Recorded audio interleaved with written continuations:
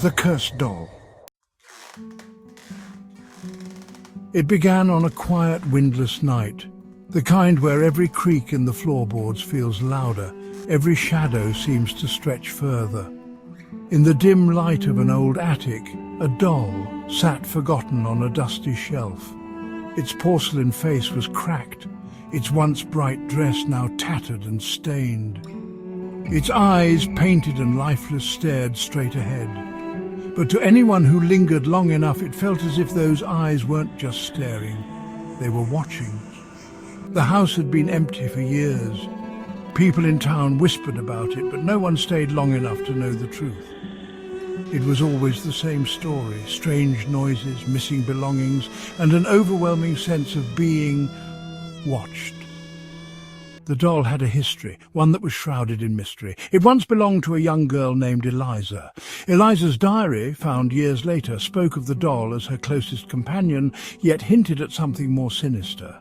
She wrote about the doll moving on its own, whispering to her in the dead of night.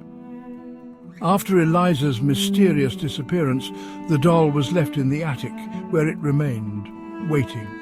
Its presence in the attic grew more ominous with each passing year. The townsfolk avoided the house, their fear of the doll turning into local legend. And in the stillness of the attic, the doll's eyes seemed to flicker as if alive, waiting for its next victim. Emma didn't know any of this. She was 8, too young to care about old stories. Her family had just moved into the house, eager for a new start. Her parents were busy unpacking, trying to make the dusty old place feel like home. Emma wandered upstairs, curious and alone. She found the attic door at the end of the hall. It creaked open slowly, the hinges groaning in protest. Dust hung thick in the air, and the faint smell of mildew filled her nose.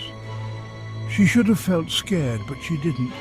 She was drawn to the room, to the shelf where the doll sat, waiting.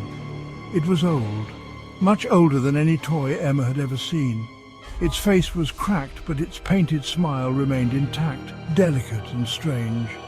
She reached out, brushing the dust from its face, and for a moment she thought she saw the corner of its mouth twitch.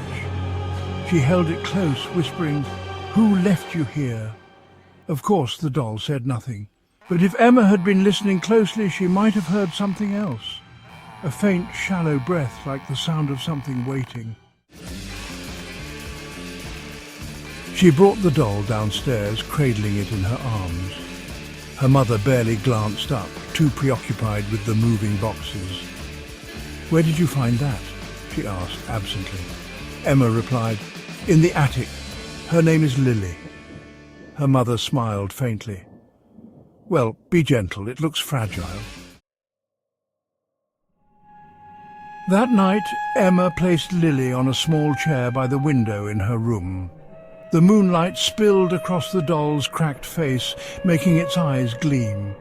Emma smiled, feeling less lonely with Lily there.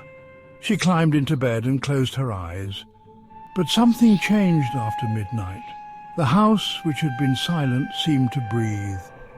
Emma stirred, her eyes fluttering open. She thought she heard something, soft, rhythmic, a sound like nails scratching against wood. It came from the floor, near the window. Emma sat up, her heart thudding. "Lily?"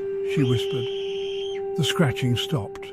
The room felt colder, the air heavier. She stared at the doll, still sitting on the chair. It hadn't moved, but something felt wrong. The next morning, Emma woke up exhausted. She hadn't been able to sleep after that sound. Her mother called from downstairs, and as Emma left her room, she noticed deep scratches on the wooden door. Long, thin marks, too deep for any child to make. Her mother noticed them too. "Emma!" she said, frowning. "What happened to the door?" Emma replied, her voice trembling. "I don't know. I didn't do it." Her mother's frown deepened. "You need to stop scratching things, okay? It's not funny." Emma shook her head, tears in her eyes. "It wasn't me, I swear." Her mother didn't believe her, but the scratches were too deep, too jagged. That night, Emma didn't want to sleep. She sat up in bed, staring at Lily, who still sat in the chair by the window. She hadn't touched the doll all day.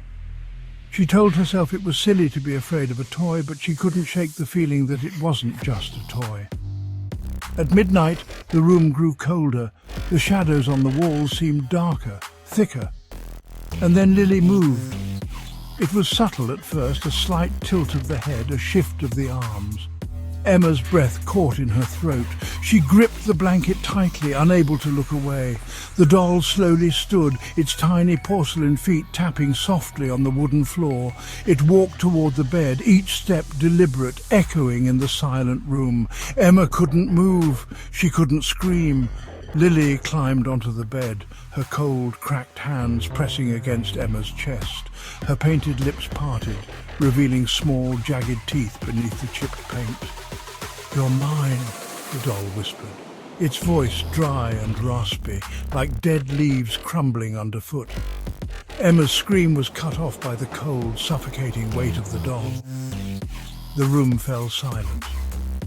The next morning, the house was eerily quiet. Emma's mother knocked on her door, calling her name. When there was no answer, she opened the door slowly. Emma's bed was empty. There was no sign of her, no struggle, no noise. Just the doll sitting neatly on the pillow, its cracked face turned toward the door, smiling. Her mother's voice trembled. "Emma?" But Emma was gone, and Lily remained, always waiting. They never found Emma. The house fell silent once more, the doll returning to its chair by the window, its painted eyes gazing out, unblinking, waiting for the next child, waiting for someone like you.